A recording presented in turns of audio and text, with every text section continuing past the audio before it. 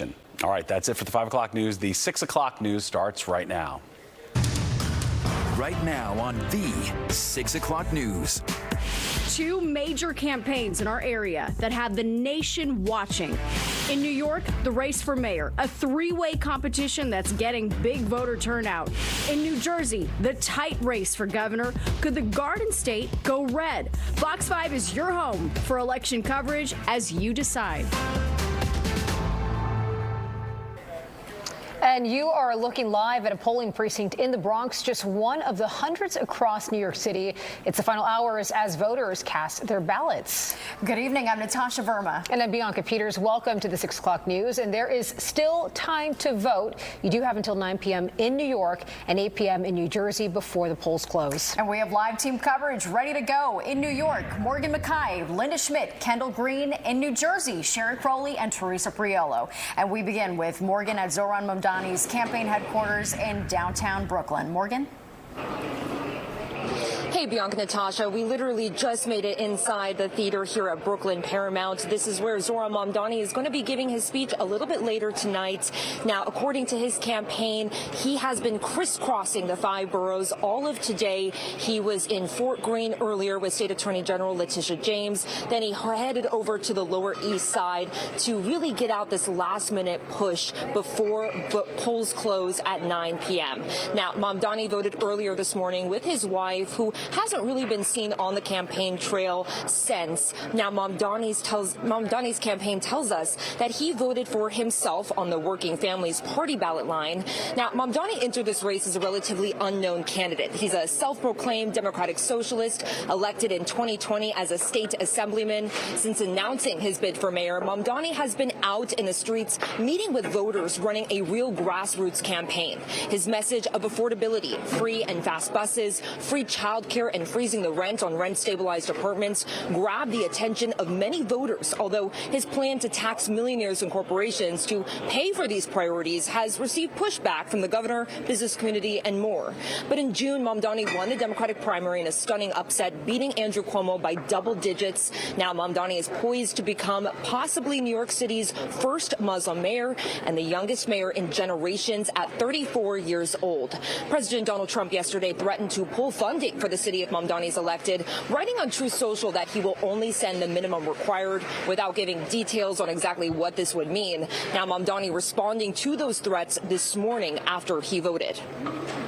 There are many things that he will say and that he will do that will not actually bear out in the results within our own city.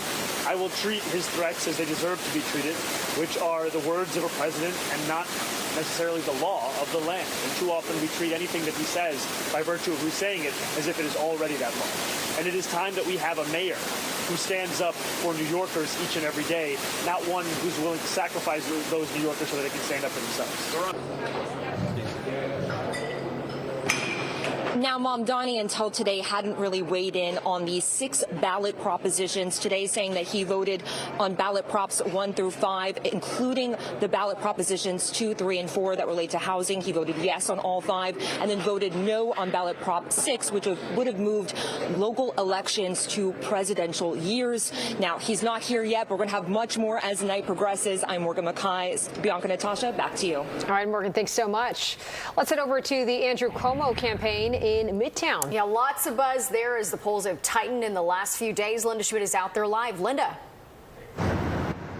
Well, we are still waiting to hear from Cuomo's campaign. I've reached out to them multiple times in the past 2 hours to find out where he is.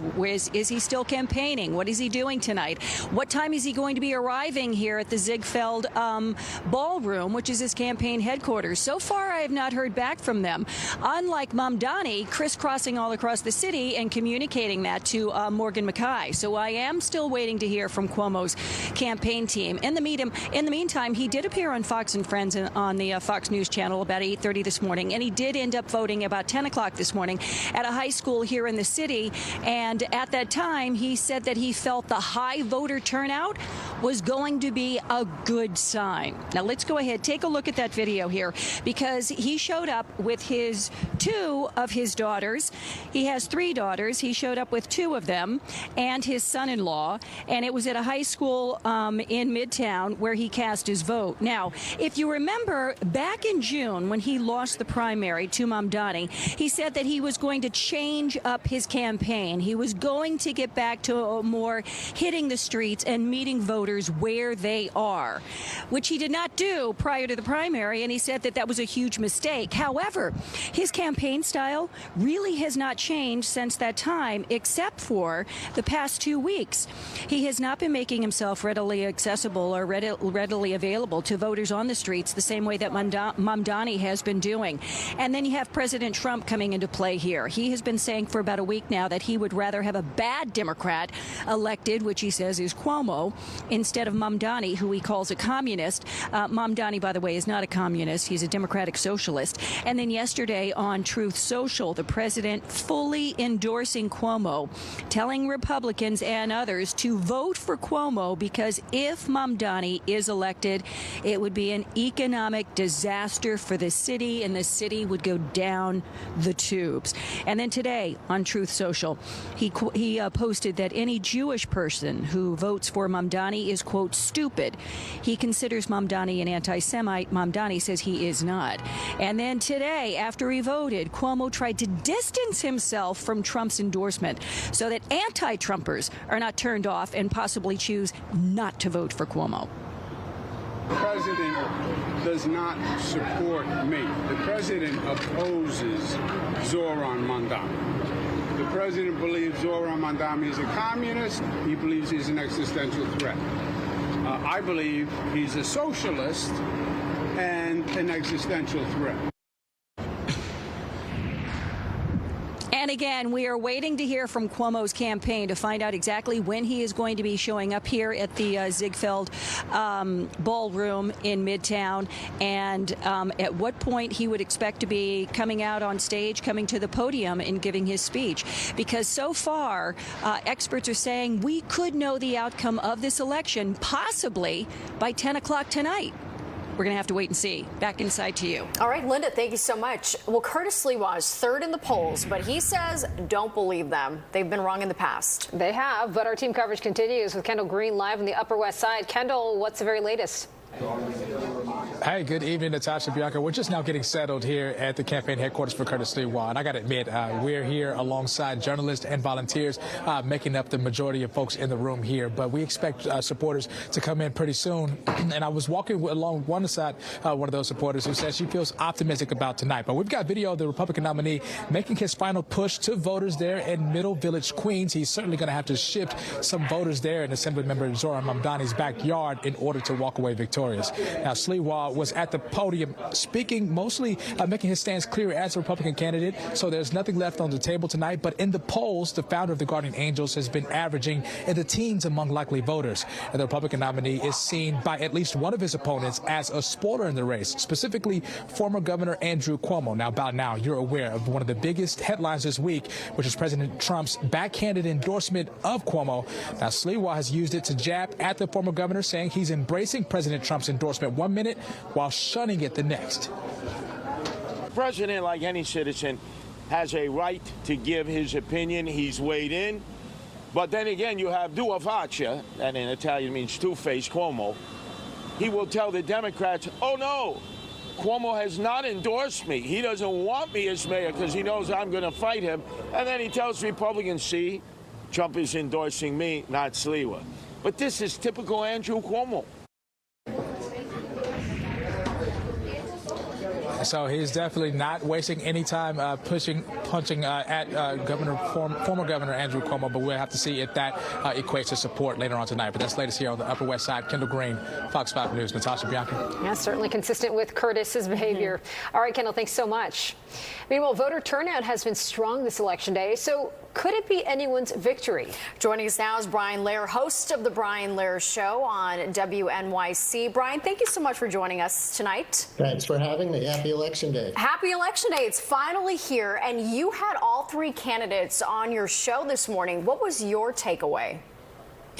My takeaway is that we could see by the answers they gave to one of my questions that this is such an age-dependent election. You've been talking about that elsewhere in your coverage in the last hour or so.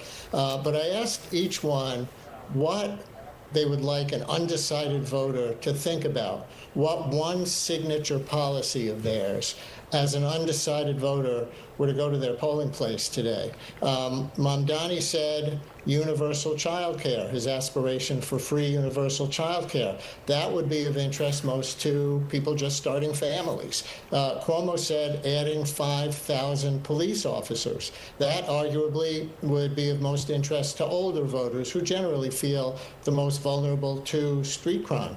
And Curtis Sliwa said it's a no vote on the housing construction ballot questions, which makes sense because his base is in single-family home areas of the city. So I think their answers to that question showed both the age-oriented split in this election and also how they were each trying to turn out the voters from those different groups to get to the polls today. Well, we certainly saw it with early voting, a record number of people casting their ballots before Election Day. Initially, we were seeing a lot more of these older votes counted, but now it's looking like it was a young vote as well. So in terms of who will get a candidate over the line, who do you think that's going to go to?